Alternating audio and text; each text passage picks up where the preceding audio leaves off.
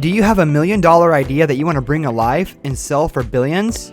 Well, you should consider going on Shark Tank. Shark Tank is a hit television show aired on ABC about individuals or entrepreneurs displaying their $1 million idea or product in front of a group of investors, or sharks.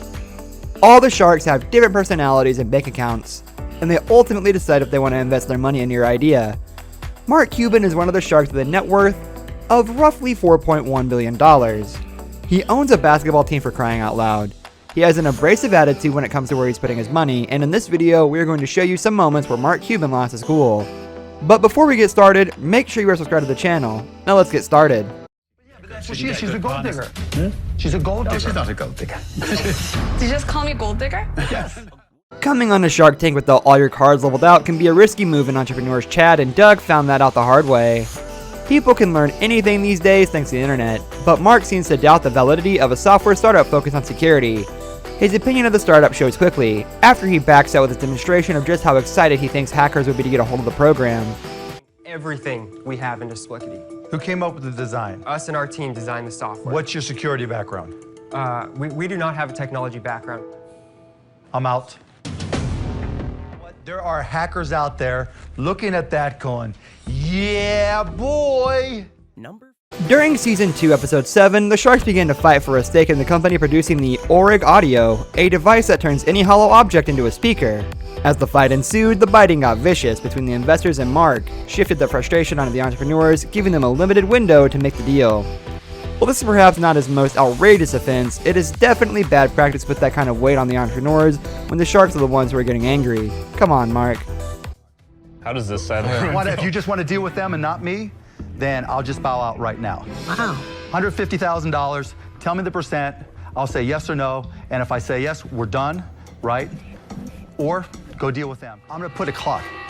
You've got a 24-second shot clock, you come back to me with a number, and then you know what, if there's a shot clock violation, you guys can deal with everybody else.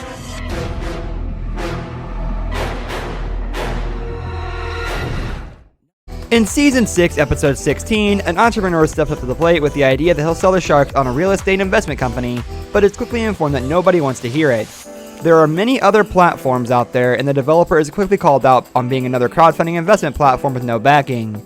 Though the most amusing part of the whole display might be when Mark Cuban gets upset about the entrepreneur calling standard investment practices not sexy. What? REITs aren't sexy. Nobody brags about REITs.